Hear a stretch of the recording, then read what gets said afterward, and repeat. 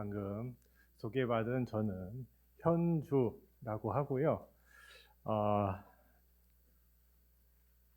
소개를 BBS 라디오 진행자로 이제 소개를 해주셨는데요. 요즘 유행하는 게 부캐라고 하더라고요. 부캐라고 혹시 들어보셨어요? 원래 있던 그런 이제 자기 성격 외에 잠깐 외유하면서 하는 거를 이제 부캐라고 하면서 제2의 직업 뭐 이런 식으로 이제 소개를 하게 되는데요. 사실 제 부캐가 그냥 이제 BBS 라디오에서 이제 프로그램 진행하는 거고요. 제 원래 캐릭터는 이제 전남대학교에서 학술 연구 교수로 있습니다. 그리고 주로 제가 이제 연구하는 거는 여기 오른쪽에 보시면은 신중탱화가 있죠. 요 신중탱화에 대해서 저는 이제 연구를 하는 스님이고요. 그래서 오늘 법회를 이제 이야기를 들으면서 우리 불자님들께 신중 이야기를 해드릴까 생각을 했다가 오늘 주제가 내 안에 부처를 켜다잖아요. 그래서 요거에 맞게 좀 주제를 바꿔서 내 안에 부처 뭐죠? 불성, 그렇죠? 이 불성에게 공양을 올리는 그런 이야기를 좀 준비를 했습니다. 우리 절에 오시면은 공양 올리시죠? 공양 왜 올리시나요? 예? 예? 공양을 올리시는 이유는 대부분 복을 받기 위해서 하지 않을까 싶습니다. 개인적인 기도, 바라는 서원이 성취되기를 바라면서 부처님께 공양을 올리고 그리고 그 복을 받아서 내가 좀 앞으로 내가 하는 일에 좀 도움이 되지 않을까라고 하는 바람으로 이제 공양을 올리게 되는데요. 원래 이렇게 공양을 올리는 것, 우리 공양 뭐 올리셨죠 여기? 쌀도 올리고 일단 마지밥도 올리시고 저쪽에는 과일이랑 뭐 이제 떡도 올리시고 했습니다. 이렇게 원래 이제 공양 이바지하는 음식을 올린다는 것은 우리 조금 있다가 오늘 지장제리여서 이제 제를 모실 건데 제사에서 비롯됐습니다. 제사에서 비롯된 거고요. 무슨 제사냐? 인도의 제사에서 이제 유래된 겁니다. 그래서 인도에서 우리 그 제사장들이 하늘에 있는 천신에게 제사를 지내거든요. 그런데 인도 사람들이 생각하기를 하늘에 있는 천신은 그냥 천신이 아니라 자신들의 조상이라고 생각을 했습니다. 그러니까 조상들이 돌아가신 다음에 부모님이나 할아버지가 이제 돌아가신 다음에 제사를 잘 모시고 이렇게 하면은 그 조상들이 하늘에 머물러 있다가 공양을 잘 받고 나면은 천신이 된다라고 생각을 했거든요. 그러니까 제사를 지내는 게 아주 중요한 일이었습니다. 근데 제사를 어떻게 지내느냐? 굉장히 옛날 고대이기 때문에 소나 양 이런 동물들을 잡아서 피를 막 흘리고 또는 말 같은 큰 동물을 잡아가지고 죽여가지고 그 희생을 통해 가지고 어떻게 제사냐? 이거 가운데다가 불을 피웁니다. 모닥불을 피워가지고 거기다가 이렇게 태워요. 그래서 태우면은 연기가 나겠죠, 서로로. 그럼 그 연기가 어디로 갑니까? 하늘로 올라가겠죠. 그러면 하늘에 있는 조상들이나 천신이 그 공양물을 받는다, 흠양한다 라고 생각하는 의미에서 그렇게 제사를 열심히 지냈습니다. 이런 제사 지내는 사람들을 인도에서는 바라문이라고 했어요. 그래서 요 바라문들이 제사를 열심히 지내고 누구에게 지내느냐? 결국 조상님들에게 지냈다라는 겁니다. 그리고 조상님들이 제사를 잘 받으면은 점점 올라가서 나중에 하늘에 있는 천신으로 승격을 한다라고 생각을 했습니다. 그래서 그런 이 천신이나 조상들이 내려주는 복을 받기 위해서 이렇게 열심히 제사를 지냈습니다. 그런데 우리 부처님께서 보시기에 이거만큼 어리석은 일이 없었던 겁니다. 그래서 특히 조상들이 기쁘게 하기 위해서 다른 살아있는 존재들을 희생시키면서 하는 제사는 오히려 악업이 될 뿐이지 이거는 절대 선한 과보로 돌아올 수 없다라고 이제 설하셨거든요. 그러면은 어떻게 제사를 지내야 되느냐? 이렇게 과일이나 떡이나 아니면은 정갈한 음식을 마련해서 누구한테 주느냐? 스님이나 부처님께 공양을 올려라. 그러면은 그 부처님이나 스님께 올린 공양은 나중에 큰 복으로 돌아오게 되니까 그 복을 가져가면 된다라고 공양 제사의 의미가 부처님께서 원래 인도 문화에 있던 그 제사를 부처님식으로 이렇게 바꾸게 됩니다. 그게 지금 절에서 지내고 있는 제이고요. 조금 있다가 우리 지장제일 여기 그 제사 지낼 거잖아요. 그죠? 일단 제사랑 제 차이는 다 아시죠? 그렇죠? 제사는 우리 그 집에서 우리 조상님께 위패 붙여놓고 뭐 산적이나 뭐 떡이나 뭐 이렇게 탕국이랑 해가지고 제물을 바쳐가지고 조상님께 이렇게 제사를 지내는 거고, 절에서 지내는 제는 아까 말씀드렸다시피 공양을 올리는 겁니다. 그래서 다른 말로 이 제는 아이로 쓰게 되는데 다른 말로 하자면은 시식이라고 해요. 시식. 이따가 우리 제 지낼 때 관음 시식 하실 거예요 아마. 그렇죠? 시식은 뭐냐? 먹을 거를 베푼다라는 뜻입니다. 먹을 거를 베푸는데 누구한테 베푸느냐? 부처님이나 스님께 공양을 올리고 그거를 다시 이 영가님 에게 그 복을 돌리는 게 그 제사의 그 구조다라는 겁니다. 그래서 특히 요 상단에 올리는 공양물은 부처님이나 이제 스님들께 올리는 거고, 요 영단에 올리는 제물은 부처님과 스님 외에 이따 제 지낼 때 보면은 나무 극락도사 아미타불, 나무 좌우보처, 관음세지 양대보살, 일로왕보살을 모시고 여기에 강림하시기를 이제 딱 이렇게 스님이 이제 불러 모십니다. 그리고 나서 여러 영가님들을 불러 모으게 되는데 그 영가님들은 저 위패에 모신 우리 지장제일날 모시는 영가님들도 포함되지만 그 외에 유주무주 고혼 들어보셨어요? 유주무주 고혼 여기 머무르기 없이 그냥 떠돌아다니는 유주무주 고혼 외로운 영혼들을 함께 청해서 모십니다. 이런 외로운 유주무주 고혼을 다른 말로 한마디로 하면 이런 분들이 아귀라고 하는 존재들입니다. 그래서 이 유주무주 고혼은 후손이 없어요. 그래서 이렇게 절이나 절에서 제사의 공양물을 받아 먹지를 못합니다. 그래서 항상 굶주려 있어요. 그래서 아귀라고 합니다. 아귀는 항상 굶주려서 배고픈 귀신들을 아귀라고 하고요. 그래서 여기 이제 아귀들도 함께 청해서 공양을 대접을 하는 거예요. 대접을 하는 거예요. 그 위패 모신 조상님들 함께. 그러면은 아귀들이 굉장히 고맙겠죠.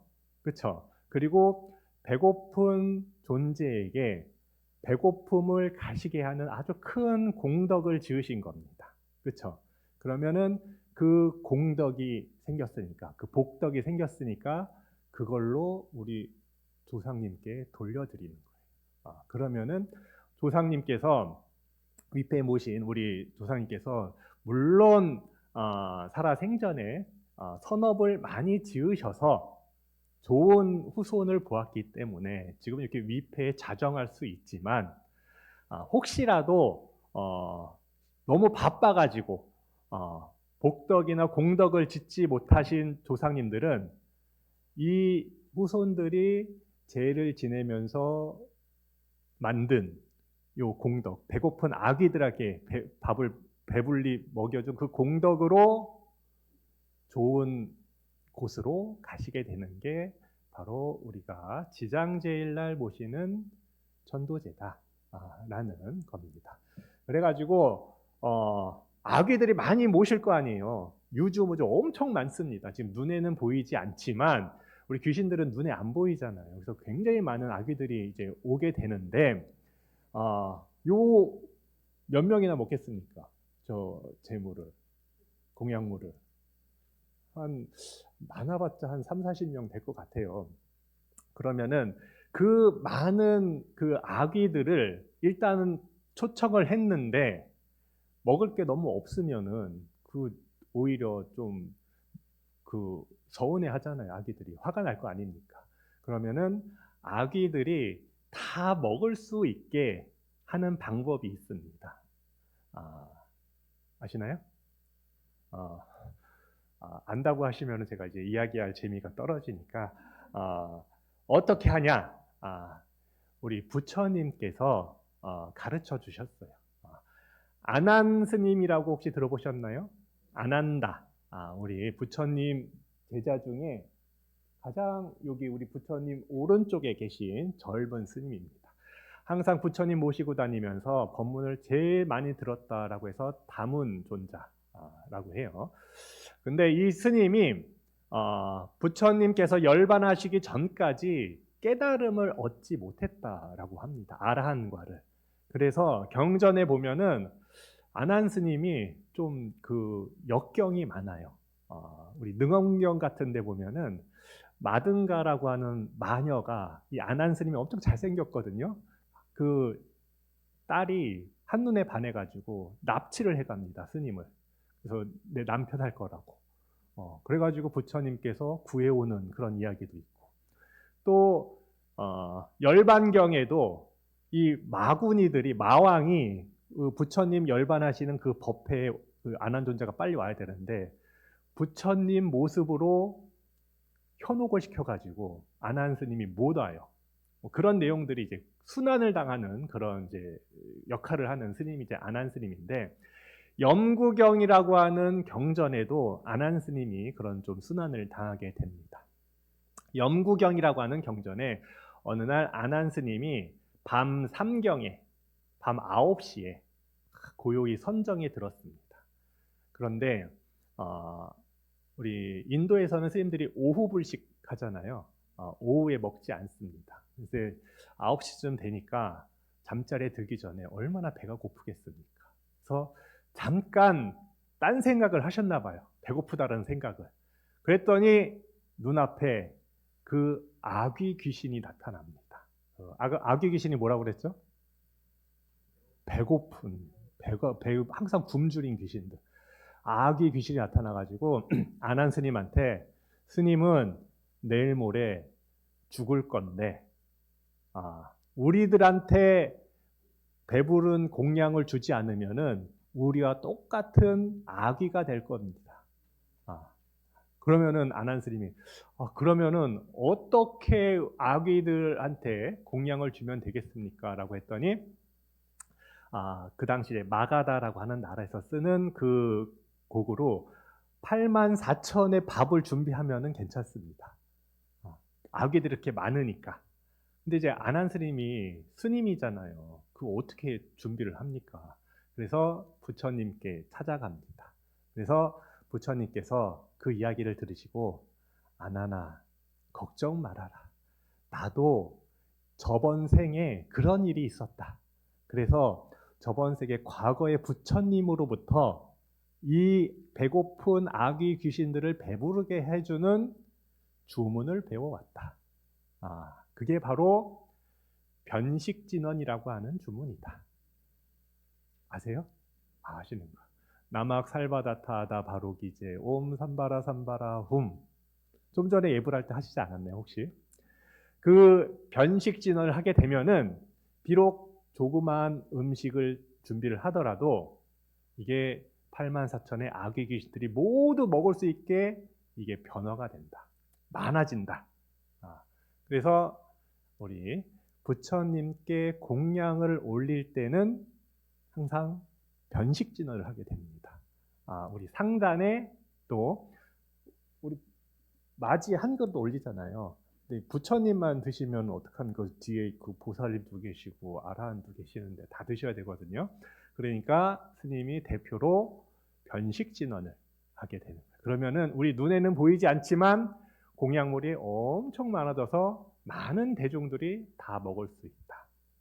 그리고 요 영단에 모신 그 올려놓은 공양물들도 변식진언을 하게 되면은 모든 아귀들이 다 와서 배불리 먹게 되는데 아귀들은 일반 음식을 먹을 수가 없어요. 그렇죠? 그래서 한 번 더 변화를 시켜줘야 됩니다. 뭘로 변화시키느냐? 감로라고 하는 걸로 변화를 시켜야 돼요. 감로 들어보셨어요? 감로는 한문으로 단 이슬, 달다 감자에 이슬 노자. 그래서 그냥 진짜 이슬이 아니라 요거는 인도 신화에서 요거는 신들이 만들어낸 음료인데 이거를 먹으면은 영원한 생명을 얻게 된다. 죽지 않는다. 라고 하는 불사의 상징입니다. 불사. 죽지 않는 애 상징이 바로 감로라고 해요. 그렇기 때문에 좀 전에 저희 이제 청법가를 불렀죠. 거기에 감로법문 기억나세요? 이 감로는 인도 신화에서는 진짜 물질적으로 어떤 게 있어가지고 먹으면 죽지 않는다였는데 부처님께서 그런 거는 없다. 왜 그러냐? 재행무상이니까 죽지 않는 건 없다. 부처님께서도 그래서 나중에 열반하는 모습을 일부러 보여주시는 거다라고 하죠. 원래 왜 그러면은 중생들이 부처님께서 오래오래 살 수 있지만 그냥 계시면은 부처님이라고 하는 거는 건강하게 죽지 않는 몸을 이루는 거구나라고 착각할 수 있기 때문에 육신의 무상함을 보여주기 위해서 열반에 드셨다라고 하거든요. 그렇기 때문에 부처님께서 설하시는 감로는 죽지 않음은 뭐냐? 뒤에 감로 뭐라고 했죠? 법문. 부처님의 법문이 감로다라는 거예요. 부처님 이렇게 진짜 먹는 게 아니라. 그래서 부처님께서는 그래서 처음에 깨달음을 얻으신 다음에 당신께서 우리 어디로 가죠? 노견의 5비구에게 이제 설법하러 가시는데 그 노견의 5비구에게 뭐라고 하시냐면은 나는 깨달음을 얻었다 또는 열반을 얻었다 라고 표현하지 않고 나는 불사를 얻었다 라고 이야기하십니다. 이 감로를 얻었다. 왜 그러느냐? 그 당시에 인도 사람들이 가장 얻고 싶어하는 게 감로기 때문에 열반을 감로로 비유로 이렇게 이야기를 하시는 거거든요. 어쨌든 그래서 그 감로를 우리 아귀들한테 배불리 먹여줘야 됩니다. 그래서 시감로수 진언을 하게 돼요. 이게 음식이 많아졌죠? 그거를 감로로 변화시켜 줍니다. 그 다음에 감로를 먹어 이제 변화시키려면은 사실은 이게 인도 신화에 나오는데 이거를 잘 저어줘야 돼요. 휘휘 잘 저어줘야 돼요. 그래서 일자 수륜관 진원이라고 하는 진원을 해요. 이건 이제 이야기가 기니까 제가 이렇게만 넘어갈게요. 수륜은 뭐냐? 이렇게 물바퀴 휘휘 저으면 감로를 휘휘. 그 다음에 뭐 하죠?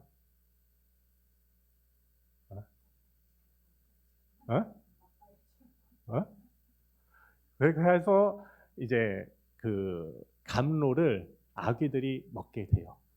그러면은 이따가 제 그 관음 시식을 하게 되면은 경구가 나옵니다.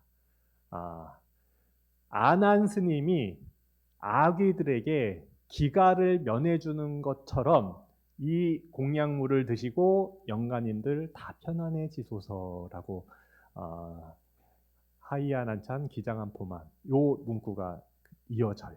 그래서 그런 식으로 우리 영단에는 공양을 올린다라는 겁니다.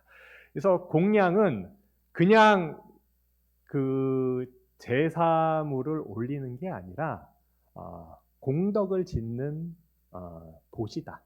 특히 음식물을 올리는 공양물은 종류가 굉장히 6가지 보통 이야기하지만 그 중에서 최고는 음식 공양이다. 배고픈 존재들에게 기가를 면해주게 하는 게 최고의 공양이다라고 합니다. 왜 그러냐면은 우리 부처님께서 첫 번째 5계를 말씀하시면서 첫 번째 계율이 뭡니까? 네? 불살생이잖아요. 살아있는 생명을 죽이지 말라, 함부로 죽이지 말라. 그런데 음식을 준다는 것은 생명을 연장시켜 주는 겁니다. 모든 존재들은 음식물을 섭취함으로써 생명을 연장하기 때문에. 그래서 물론 법보시도 좋고요. 무해시, 두려움을 없애주는 보시도 굉장히 좋긴 하지만 우리가 직접적으로 할 수 있는 가장 큰 공덕이 되는 것은 밥 사주는 일이다라는 겁니다. 배고픈 존재들에게, 친구들에게. 그게 우리가 가장 손쉽게 할 수 있는 보시 중에 공덕이 가장 큰 보시가 이제 음식물 보시고요. 요 음식물 보시를 부처님께서도 평생을 이제 받으시게 되죠. 왜냐하면은 부처님은 농사를 직접 짓지 않고 항상 탁발을 다니셨으니까. 근데 제일 처음 부처님께서 깨달음을 얻으신 다음에 지나가는 상인들을 만납니다. 상인 2명.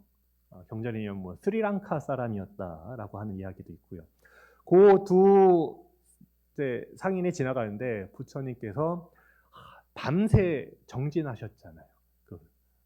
우리 초저녁부터 시작해서 새벽별이 뜰 때쯤 깨달음을 얻게 되십니다. 그 다음날 아침에 시장하시겠죠. 그때 상인이 딱 지나가는데 상인들은 먼 여행을 다니기 때문에 항상 먹을 거를 이제 가지고 댕기죠.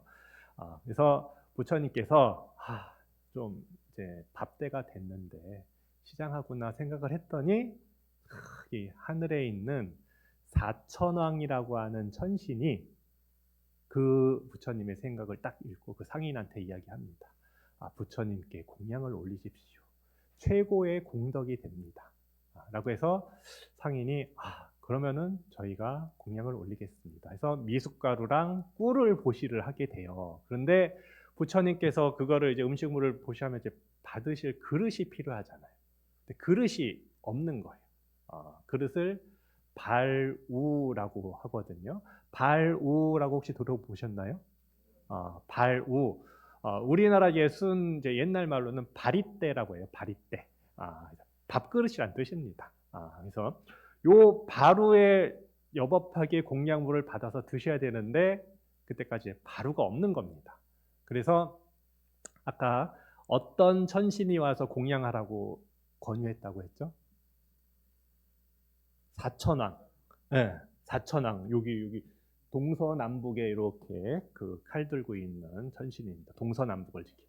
이 사천왕이 그러면은 우리 부처님의 바루를 우리가 올리자. 그래서 보시를 하자 해서 우리가 갖고 있는 제일 좋은 밥그릇, 금으로 만든 밥그릇을 부처님께 올립니다. 그랬더니 부처님께서 아니다. 이거는 출가 수행자가 쓰기에는 너무 화려하다. 그래서 그 다음에 은으로 된 밥그릇을 바쳐도 부처님께서 거절하시고, 그다음 진주로 된 거, 유리로 된 거 점점점 내려와요. 그러다가 사천왕 중에 북방에 사는 비사문천이라고 하는 천신이 이 사천왕의 우두머리거든요. 자기가 딱 생각하기에 옛날에 부처님들께서 바루를 쓰실 때 돌로 만든 바루를 쓴다는 이야기를 들어본 적이 있다. 우리 마침 궁전에 돌로 만든 바루가 있으니까 우리 요거를 바치자라고 했더니 탁 부처님께서 그 돌로 만든 바루를 받으십니다. 사천왕이 4명이잖아요. 그래서 하나씩 바루가 몇 개겠어요? 그러면 4개겠죠. 근데 부처님께서는 4개가 다 필요 없으시니까 그거를 하나로 겹쳐서 바로 하나로 딱 만들어요. 대신 4명이 보시를 했잖아요. 그러면은 나머지 3명이 서운할 수 있잖아요. 그래서 부처님 바루에는 위에 금이 이렇게 4개가 있습니다. 4개가 겹쳐졌다라고 하는 표시로. 그리고 재료는 뭘로 만들었다? 돌로 만들었다. 그래서 저기 경남 양산에 통도사에 가시면은 용화전이라고 하는 전각이 있습니다. 거기 앞에 엄청 큰 무슨 연꽃 같은 게 앞에 있어요. 법당 앞에 이렇게. 그게 연꽃이 아니라 바루입니다. 자세히 보면은 위에 금이 4줄로 돼 있어요. 그 바루는 뭐냐? 석가모니 부처님이 쓰시던 돌로 만든 바루인데 요거를 다음 부처님한테 전해줘야 되겠죠. 다음 부처님이 누구냐? 미륵 부처님. 그렇기 때문에 용화전에는 미륵 부처님이 계시거든요. 그래서 용화전 앞에 그 바루를 이렇게 놨어요. 법주사에도 똑같이 있습니다. 그런 식으로 돼 있어요. 어쨌든 요 바루는 공양물을 담는 그릇이다. 그래서 우리 부처님께서 뭐라고 하시느냐? 공양물도 중요하지만 이 바루도 굉장히 중요하다. 라고 강조를 하시게 됩니다. 그래서 부처님의 법을 전한다. 부처님께서 석가모니 부처님께서 열반에 드신 다음에 우리 불교 교단은 누가 이끌 것인가? 라고 고민을 하신 다음에 여러 후보들이 있었어요. 첫 번째는 우리 반야심경 할 때 사리자, 사리불 스님. 그리고 두 번째는 우리 우람분절의 주인공이신 목건년 스님, 목년 스님. 이 두 스님이 가장 뛰어난 스님인데 안타깝게도 부처님보다 먼저 입적을 하시죠. 그래서 다음을 노리는 스님이 있었습니다. 대바다tta 들어보셨나요? 대바다tta 스님이 다음을 노려요. 그런데 부처님께서 내가 사리분이나 목건년한테도 안 주는데 너한테 주겠느냐라고 해서 우리 대바다tta 스님이 앙심을 품고 우리 부처님께 반기를 들고 부처님 그렇게 사시면 안 됩니다 라고 해요. 부처님은 어떻게 사셨냐? 중도로서 사셨습니다. 중도. 중도는 뭐냐? 우리 첫 번째 계율이 뭐라고 했죠? 불살생. 살생하지 말라예요. 그러면은 부처님께서 경행, 탁발을 가실 때 걸으시다가 개미를 밟을 수도 있잖아요. 그렇죠?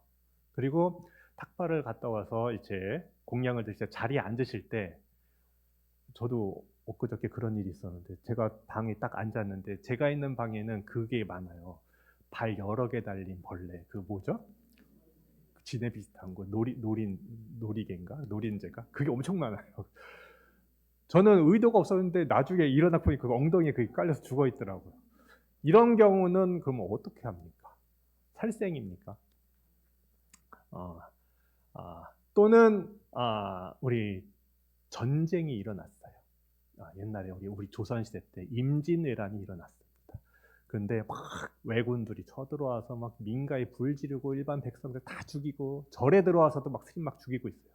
그러면 스님들이 나는 불살생계를 지키기 위해서 절대 비폭력 정신으로 그냥 받아들이겠다 이렇게 해야 됩니까?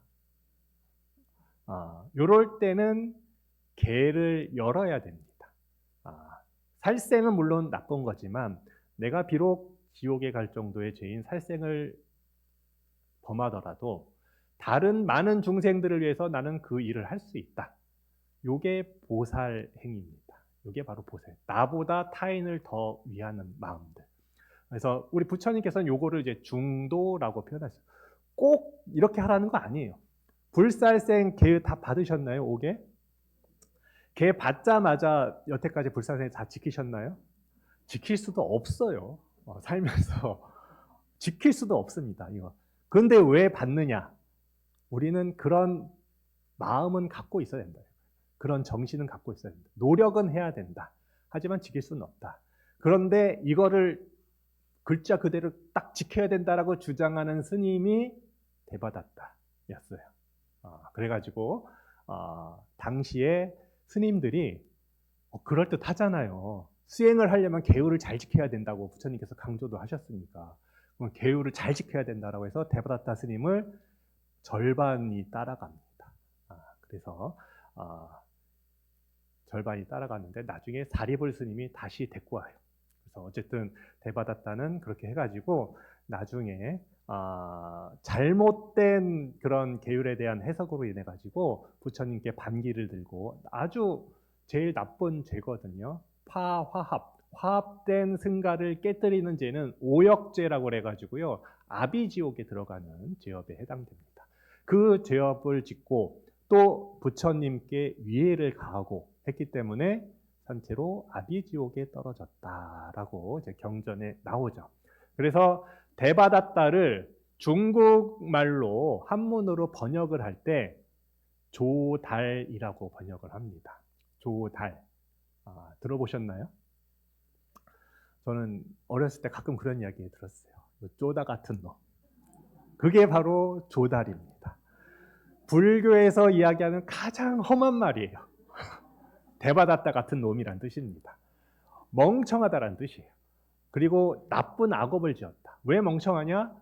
중도의 부처님의 가르침에 어긋나서 너무 형식적으로 굳어진 그런 생각을 가지고 있었기 때문에 깨달음에 이르지 못하고 아비족에 떨어진 그런 사람들이 바로 쪼다다라는 겁니다. 그래가지고 다시 제가 자꾸 딴 얘기로 들어가는 이 바루는 이제 누구에게 전해주느냐? 가섭이라고 하는 스님께 전해집니다. 가섭 스님 들어보셨어요? 네, 우리 금강정사에 계시지 않나요? 가섭 스님. 그 가섭 스님입니다. 왜 가섭이냐? 인도에서 가장 흔한 이름이에요. 우리나라 철수 정도 됩니다. 카샤파라고 해서요. 인도 사람들이 제일 세상을 창조한 신이라고 생각하는 신이 범천, 브라흐만이라고 하는 신이 있거든요. 범천이라고 그러는데 범천의 손자 이름이 카샤파예요. 그래서 범천은 신이잖아요. 그래서 신이 아들을 낳고 그 다음에 여러 신들, 하급 신들을 또 태어나게 만든 다음에 그 다음에 사람으로 태어난 게 카샤파예요. 그래서 인도 사람들이 제일 좋아하는 이름이 거기서 따와서 가섭을 많이 씁니다. 그래서 경전에 보면은 가섭 스님이 엄청 많이 나와요. 우리 우르벨라 가섭도 있고요, 나제 가섭 이런 가섭 스님도 있고. 근데 부처님께서 어떤 가섭 스님한테 이 바루를 전해주냐면은 마하 가섭, 대 가섭 스님, 바로 부처님 요 왼쪽에 계시는 노스님, 손 이렇게 하고 계시는 스님, 요 스님이 바루를 받게 됩니다. 그러니까 부처님의 발우, 밥그릇이란 공양구는 뭐냐? 부처님의 법을 상징합니다. 그래서 그 다음부터 스승이 제자에게 너는 깨달음을 얻었다, 나의 법을 이었다 라고 할 때 증표로 물려주는 게 바루와 가사, 이 두 가지예요. 그래서 스님들께서 스승에게 법을 이어받았다라고 할 때는 의발을 전수받았다라고 표현을 하게 됩니다. 여기서 의는 가사, 옷, 그 다음에 바루는 밥그릇. 요거 받으면은 부처님 시대부터 쭉 내려오던 그 법을 온전히 잘 내가 계승하고 받았다라고 하는 뜻입니다. 근데 이제 공약물을 담는 바루는 이렇게 중요한데 사실은 우리는 내 아내 부처님께 공양을 올려야 되겠죠. 그러면은 그때 올려야 되는 바루는 뭐가 될까? 뭐가 되겠습니까? 내 몸과 마음이 바로 바루다라는 겁니다. 이때 내 몸과 마음은 내 안에 있는 부처님께 올리는 공양구가 될 수 있다라는 겁니다. 그러면은 요 바루를 우리 부처님께서 금바루도 거부하시고 은바루도 거부하시고 돌바루, 석바루, 돌로 만든 바루를 받으셨잖아요. 그러면은 내 몸을 어떻게 가꿔야 되느냐? 몸과 마음을 금처럼 가꿔야 되느냐? 금처럼 화려하게 그건 아니다.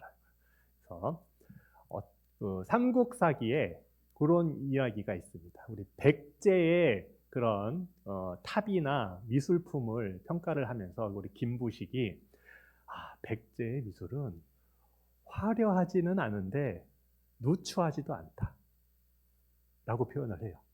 화려하지도 않은데 누추하지도 않다. 이게 바로 저는 석바루의 느낌이라고 생각이 듭니다.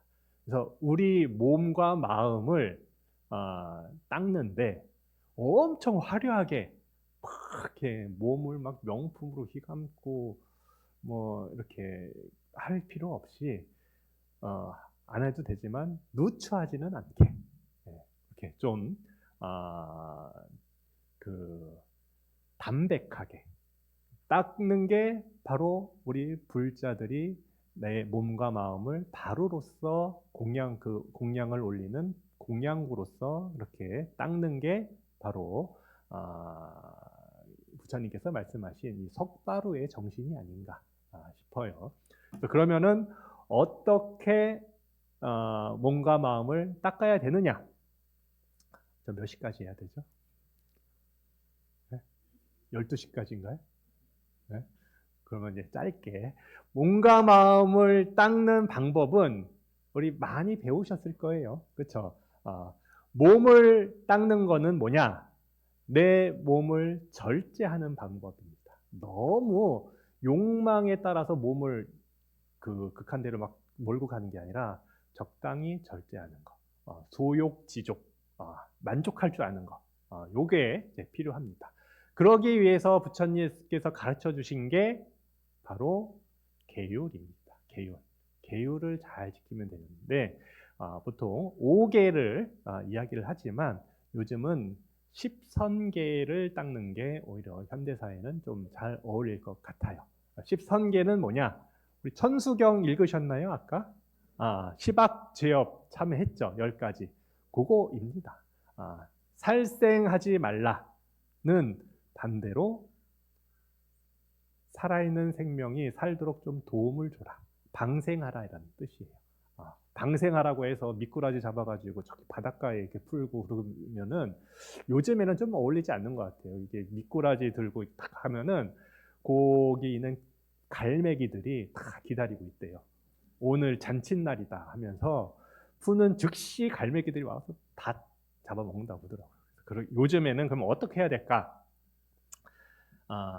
장기 기증이라든지 또는 한 그루의 나무를 심어서 좀 많은 생명들이 살 수 있게 도움을 준다든지 아니면 요즘 유기동물들 굉장히 많거든요. 유기동물들을 보호한다든지 이런 것들이 요즘에 맞는 방생의 방법이다 라고 할 수 있고요. 그 다음에 도둑질 하지 말라, 거짓말 하지 말라 이렇게 쭉 이렇게 10가지 착한 일들을 하는 게 바로 몸을 닦는 일이다. 내 몸을 바루로 만드는 일이다. 그러면 마음은 그러면 어떻게 닦아야 되느냐? 우리 마음은 원래 안에 부처님이 계시거든요. 그런데 원래 부처님인데 지금 부처님이 방 안에 갇혀서 못 나오고 계세요. 뭐에 갇혔느냐? 삼독심에 갇혀서 지금 드러나지 않고 있다라는 겁니다. 삼독심은 뭐냐?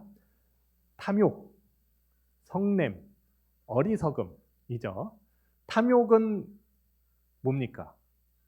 욕심이라고 이야기를 하는데 사람이 살아가는데 욕심이 없으면 절대 안 됩니다. 우리는 모두 다 욕심이 있어야 돼요. 뭔가 하고자 하는 의지가 있어야지 열심히 살거든요. 욕심을 버리라라고 했더니 아무것도 안 하고 그냥 나무나 돌처럼 그렇게 사는 삶을 부처님께서는 바라지 않습니다.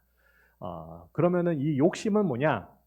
나만 잘 되려고 하는 게 욕심입니다. 나의 이익만을 추구하는 게 욕심. 그러면은 부처님께서 말씀하시는 욕심은 뭐냐? 추구하시는 더 큰 욕심. 나에게도 이익이 있고 타인에게도 이익이 있는 요거를 우리는 추구를 해야 된다. 그래서 욕심을 완전히 버리라는 얘기는 아니고요. 뭔가 하고자 의지를 열심히 닦아야 되는데 나에게도 이익이 있고 타인에게도 이익이 있는, 함께 이익이 있는 일들을 도모해야 된다. 이거를 다른 말로는 원력이라고 표현을 하게 됩니다. 서원. 서원은 원력을 맹서하다, 약속하다라는 뜻이고요. 이거를 원력이라고 표현해요. 그러니까 원력은 뭐냐? 엄청 큰 욕심입니다. 내 개인적인 욕심을 덮어버리는 아주 큰 욕심이 바로 원력이다. 얼마나 욕심이 많냐? 모든 중생을 다 건지오리다. 그러지 않아요? 중생 어떻게 건질 거예요? 법문을 다 배우오리다. 얼만큼 배우셨습니까? 저는 정말 손톱의 때만큼도 부처님 법을 다 못 배웠거든요. 불도를 다 이루오리다. 이런 큰 욕심이 바로 우리 보살들이 추구해야 되는 욕심이다. 그 다음에 화내는 것, 두 번째. 화내는 거는 마치 부처님께서는 불씨와 같다라고 표현을 하십니다. 불씨는 자그마한 거지만 부처님께서 작더라도 무시할 수 없는 게 세 가지가 있다고 얘기를 했어요. 뭐냐? 첫 번째, 불씨. 요거는 조금만 있어도 커다란 집을 다 태울 수 있기 때문에 요건 불씨 관리를 잘해야 된다. 두 번째는 독사.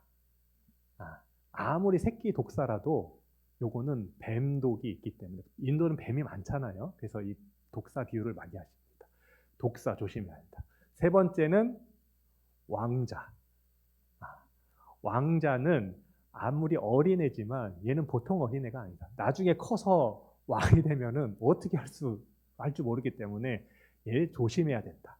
요 세 가지는 아무리 미약한 것이라도 조심해야 돼, 다뤄야 된다라고 하셨거든요. 그 중에 첫 번째가 이제 불씨입니다. 그래서 화를 낸다는 거는 내가 마음속에 쌓은 많은 공덕, 아무리 제사 열심히 지내고 공양 올리고 해서 공덕을 많이 쌓아도 요 화를 내는 불씨 하나가 다 태워먹을 수가 있다라는 겁니다. 그래서 화를 내지 말라. 그리고 세 번째는 어리석음은 이런 이야기들을 모르는 게 어리석음입니다. 이런 이야기들을 모르고 마음대로 마음 욕심, 사람 마음은 자연스럽게 있으면은 이기적으로 되거든요. 우리 애기들을 보세요. 우리 갓난 애기들이 그 남에게 양보하는 거 보신 적 있으신가요? 사람 기본적으로 이기적이에요. 왜냐하면 자기 생존을 위해서 움직이기 때문에. 그런데 그 어린 아이가 점점 크면서 형제들한테도 양보하고 부모님도 위하고 이렇게 하잖아요. 이건 어떻게 되는 겁니까? 부모님이 잘 가르치잖아요. 그렇죠? 어른들이. 우리 중생도 마찬가지다 이겁니다. 가만히 있으면은 이기적으로 돼요, 사람이. 근데 우리 부처님과 성현의 말씀을 계속 공부해야지 억지로 거슬러 올라가야지 착해진다 이겁니다.